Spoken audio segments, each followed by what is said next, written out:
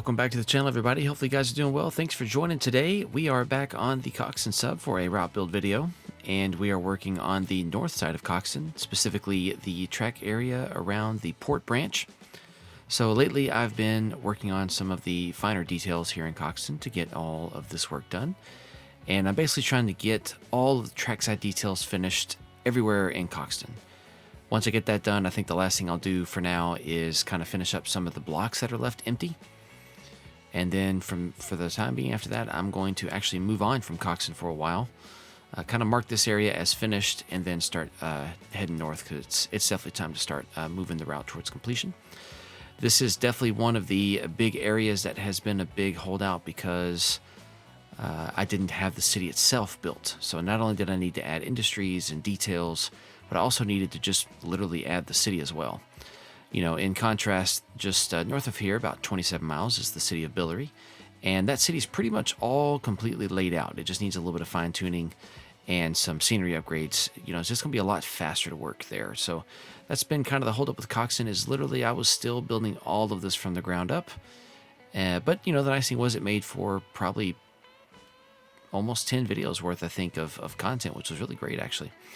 But yeah, I want to run the port local, and the port itself for now is good enough. There's definitely some finer details to add later. I'm not worried about that right this second, but it's definitely good enough. And so I wanted to kind of finish up this area on the north side of town. The thing that Coxton was really lacking is parking. In American retail areas, there just is always a ton of parking. And there are plenty of times that you can find nice big open places where they have plenty of parking spaces for local businesses, especially in areas where the businesses kind of got pretty dense before they started building massive parking lots. And so, you know, they take open areas that weren't developed and they just fill them with parking spaces.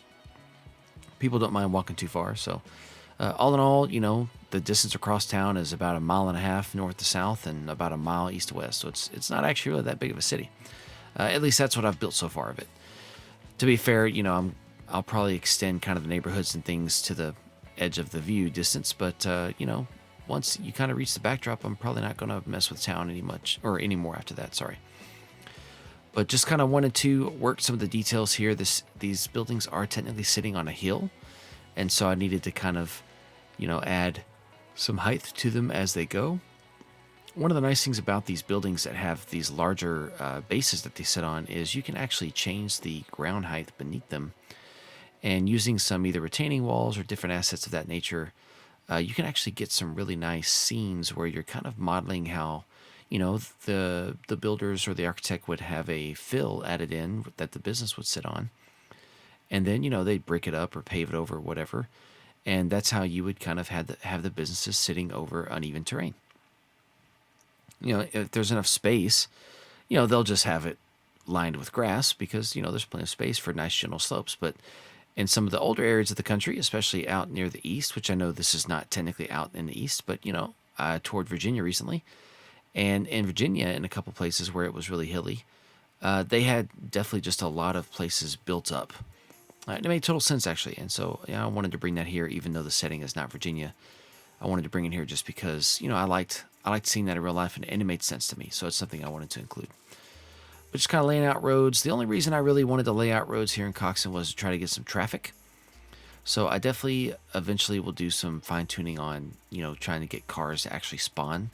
They do a reasonable job in the session, but, you know, it's not perfect. And there's definitely some room for improvement, you know, adding some invisible roads and things to kind of add some traffic density. But here I am just copying the parking template over. At first, I wasn't sure if I really wanted to. Then I went back and I was like, you know what? Let's just do it. See what happens. But going to have to make some modifications once we get that done. You know, as always, there's a few limitations here and there you have to face. But once I get a new template I like, I'm going to go ahead and copy that one over again. And, you know, as parking lots are in the hilly areas, especially cheap parking lots, they're not necessarily extremely well done. And so, you know, I definitely on purpose kind of left this parking lot a little bit more raggedy than what I would do if I were making like a, you know, a modern or current one or like a new development. Here we're kind of simulating that this development is a bit old, a little bit neglected, and, you know, maybe they don't really pay the high budget for the good parking lot painters. One thing I'm not going to add this time is cars. It's one of those things like I could sit there and have a video where I just add cars, but a lot of what you're seeing today is stuff that I actually considered just doing off camera. But I did figure, since I haven't done a Coxton video in a while, especially a route build video, I figured it'd make sense actually to throw one up here, take a look at some things we're building, discuss kind of some new developments, some progress, plans, all that kind of stuff. For something that's, not super intense. Pretty casual build here, but Coxton naturally has a lot of retail and a lot of industry, and so it makes sense that a lot of the time would be spent building up those parts of town. But, for the most part, I'm really only adding the more impressive level of detail when you're actually close to the trackside. I don't have any intention of adding extremely significant detail, far away from the tracks for a couple reasons. Performance being one, but two, also just because I personally, my modeling style is I want really good detail up close, and, beyond that, I'm really not too picky. So here I'm going to kind of demonstrate how you can add some retaining walls to get a really good feel for elevated areas that were filled in when they built the buildings. And so, I'm just grabbing this BDW retaining wall number 1, which I really like, placing that one, getting the height set just right, and then kind of getting all the edges covered so that you can't see under it, You don't want to look under that and see grass. But had to play with it for a bit to get some settings I like. It wasn't too complicated. I will go later and, add in some cars and things and get them adjusted to the right height so that it looks a little more, what's the word? A little more populated. I don't think I'm going to bother with any parking lines, though, even though you could do that. I just don't think I want to bother with it. Technically, if you're driving in cab mode, which is how I actually like to drive when I'm not shooting videos, it's not very likely that you're going to be able to see parking stripes on a parking lot above you. I know some of you guys like to drive bird's eye view. Totally respect that. I definitely do bird's eye view when I'm, switching and stuff. But when I'm just passing through, I definitely like to just run in cab mode. So that's really pretty all it is, or pretty simple. It's about all it is. You just kind of get the height like you want for the buildings that you're trying to place, and then you grab whichever retaining wall you choose. And ideally, you'd want a retaining wall that has a flat surface as well to kind of cover the elevation change, and then you can build it up however you want. And it works really smoothly. So I really like this BDW retaining wall. I think that helps. Honestly, if I didn't have a retaining wall that I liked, I probably wouldn't do this very much, would I? So here I wanted to try to expand it a bit, but then I realized that I wasn't really going to get the look I wanted, and so I went ahead and just gave up and just made it 2 separate ones. Plus, it always gives me the potential to extend that road down across the tracks, which I'm very confident I'm not going to do. But I also, once upon a time, said I was very confident I wasn't going to do Turfex. And now look at what I've done. So my word in what I'm confident I'm going to do with trains is not necessarily full of integrity.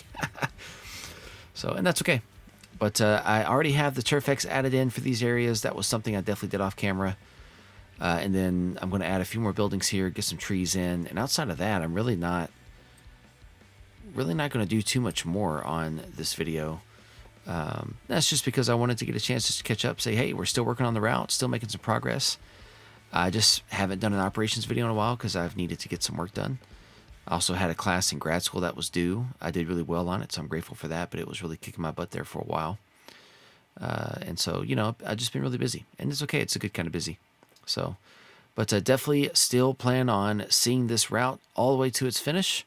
I am pretty optimistic that there's a good chance I can get at least a preliminary version out in the spring that has, most of the big details in.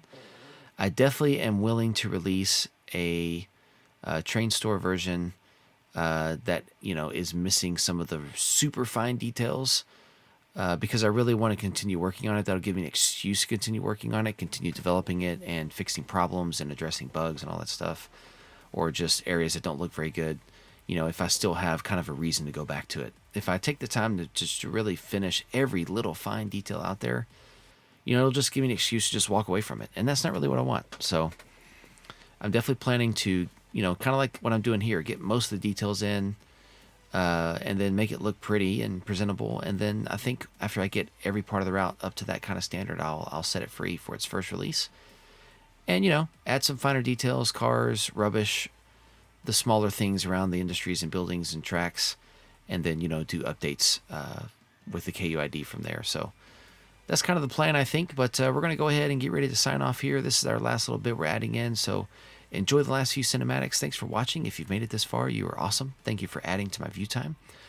Please make sure to like and subscribe if you haven't done that yet. I've got lots of more stuff coming out. Hopefully you guys will like it. But it's always good to hear from you, so don't hesitate to leave a comment. I would love to hear your thoughts, opinions, and questions. Take care, guys. We'll talk to you guys next time.